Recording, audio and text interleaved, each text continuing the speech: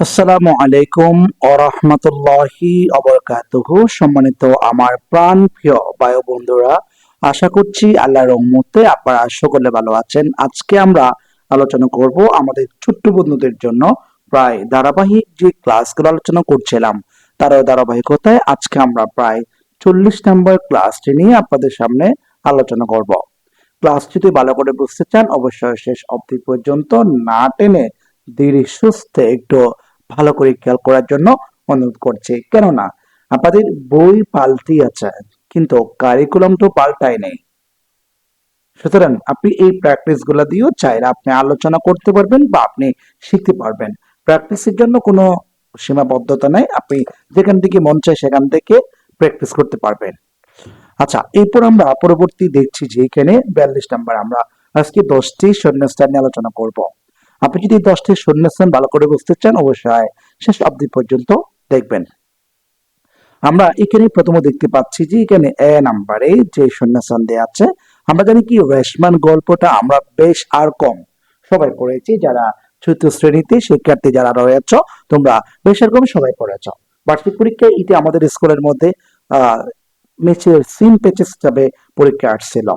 তো আমি আলোচনা করবো যে আপনাদের যে এটা অবশ্যই সবারই পড়া, আশা করি বুঝতে পারবেন।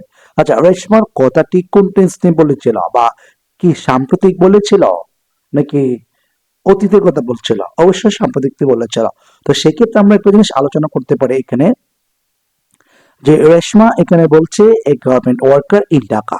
রেশমা ঢাকা একটি পোশাক শ্রমিকের বা পোশাক কারখানার শ্রমিক ছিলেন। ঠিক আছে, তো পোশাক কারখানার যেহেতু শ্রমিক ছিলেন, যদি ছিলেন হয় আমরা সেখানে কি করতে পারি, পাস্ট টেন্স ইউজ করতে পারি। আর যদি পোশাক কারখানার একটি শ্রমিক হয় সেক্ষেত্রে আমরা ইজ বসাতে পারি। চাইলে আপনি এখানে ইজ বসাইলেও আপনার বাক্যটা আনসার সঠিক হবে। আর যদি চান যে আপনি ওয়াজ বসাবেন সমস্যা নাই, কিন্তু ইজটাই বেশি গ্রহণযোগ্য। কেননা রেশমা নিজেই বলেছেন Reshma is a government worker in Dhaka. Reshma একজন ঢাকার পোশাক কারখানার একজন শ্রমিক, সেক্ষেত্রে আমরা ইজটাই দিলাম। এরপর লেখা আছে যে শি ইজ 18 ইয়ার্স ওল্ড, তার বয়স 18 বছর। হার ফ্যামিলি, তার পরিবার। ঠিক আছে, two Dhaka from 8 years ago, 8 বছর আগে। এগো শব্দটি থাকলে আমাকে ওই বাক্যটা পাস্ট টেন্সে নিয়ে যেতে হবে। আচ্ছা, কেননা এরকম কিছু শব্দ আছে যে ইয়েস্টারডে, এগো লং, যে লাস্ট মান্থ, লাস্ট ইয়ার, এই শব্দগুলো থাকলে সচরাচর আমরা বাক্যটি পাস্ট টেন্সে নিয়ে যেতে হবে। তো এখানে লেখা আছে যেহেতু 8 বছর আগে তার পরিবার ঢাকায় এসেছিল। এখানে যে শব্দটি দিয়েছে কাম, এখানে কখনো কাম হবে না। এই শব্দটা যদি আপনি শূন্যস্থান পূরণ করতে চান এখানে হবে কেম। কেননা এগো আছে আপনার পাস্ট টেন্সে যাবে, পাস্ট টেন্সে সাবজেক্টের পর বি টু বসে, সাবজেক্টের পর আপনার বি টু আসবে। তার মানে কি হবে, her family came to Dhaka from a village 8 years ago. তারপর দেখতে পাচ্ছি আমরা এখানে কি আছে, দেয়ার আছে, দেয়ার দেব। তারপর এখানে বি আছে, বি দেব। River is an in her village, তার মানে এখানে দেয়ার আছে, দেয়ারের পরে আমরা এখানে একটা শব্দ বসাবো। টু বি বার মানে হচ্ছে মূলত পাঁচটি শব্দকে বুঝি আমরা, যেমন am, is, are, was, were. যেহেতু আগেরটা যে তার পরিবার 8 বছর আগে এসেছিলেন, হ্যাঁ, এটা যেহেতু পাস্ট টেন্স চলে গেছে, আমরা এখানেও কি করব, পাস্ট টেন্স ইউজ করব। কেন এসেছিলেন, দেয়ার ওয়াজ। ঠিক আছে, এই যে দেয়ার ওয়াজ রিভার ইরোজন, তারপর এই যে সেখানে কি হয়েছিল, যে নদী ভাঙ্গন হয়েছিল ইন হার ভিলেজ, তার গ্রামের বাড়িতে। অর্থাৎ তাদের গ্রামে নদী ভাঙ্গন হয়েছিল, সেই জন্য তারা 8 বছর পূর্বে ঢাকায় চলে আসছে বা ঢাকায় এসেছিল। তারপর লেখা আছে এখানে দে, তারা, লস, লস মানে হচ্ছে হারিয়েছিল বা হারানো। তাহলে এখন দেয়ার হোম তাদের পরিবার। 8 বছর আগে তারা যখন তাদের ঘর বাড়ি হারিয়েছিল সেই কারণে তারা মূলত কোথায় চলে আসছে, ঢাকায় মুভ করেছে। ঘর বাড়ি থাকলে তারা কখনো এখানে আসতো না। তো সেদিক থেকে আমরা বলতে পারি এটা কখনো লস হবে না, এটা হবে লস্ট। কেননা যে তারা হারিয়েছিল। ঠিক আছে, দে লস্ট দেয়ার হোম, তারা তাদের বাড়ি হারিয়েছিল। তারপর সুতরাং দা ফ্যামিলি, পরিবার, কেম এসেছিল টু ঢাকা। মানে ঘর বাড়ি হারানোর পরেই তারা কোথায় এসেছিল, ঢাকায় এসেছিল। তার মানে এখানে কি হবে, কাম হবে না, এখানে হবে খেম, কেননা সাবজেক্টের পর বি টু হবে, কারণ পাস্ট টেন্সের কথা বলেছে এই জন্য।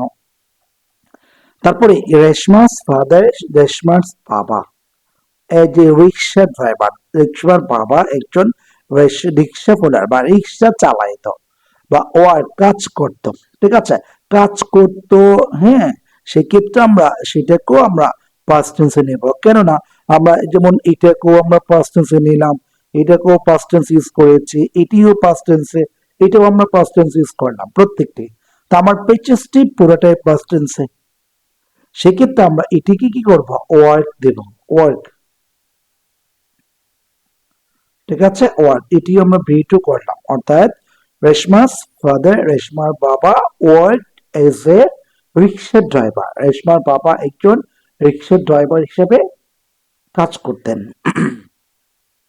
বাট কিন্তু বা তবে হি তিনি ডাইড মৃত্যুবরণ করেছিলেন, ঠিক আছে, ডাই দিয়েছে, এটাকেও আমরা বি2 করব। তো বি2 করার ক্ষেত্রে যদি কখনো কোনো একটা শব্দের শেষে ই থাকে, আপনি ওটার সাথে একটা ডি বসালে বা শব্দটি বি2 হয়ে গেল, অর্থাৎ but he died in an accident. এরপর দেখবো আমরা, এরপর রেশমাস আঙ্কেল, রেশমাস আঙ্কেল, রেশমার চাচা মামা রতন হেল্প, তাদেরকে কি করেছিলেন, সাহায্য করেছিলেন। তাদেরকে সাহায্য যেহেতু করেছিলেন, সেক্ষেত্রে আমরা কি করব, এটাকে বি2 করব, তার মানে হেল্প হবে। তার মানে Ratan, Reshma's uncle Ratan help the family, পরিবারকে সাহায্য করেছিলেন, পাস্ট টেন্স, এই জন্য এটা আমরা বি2 করব।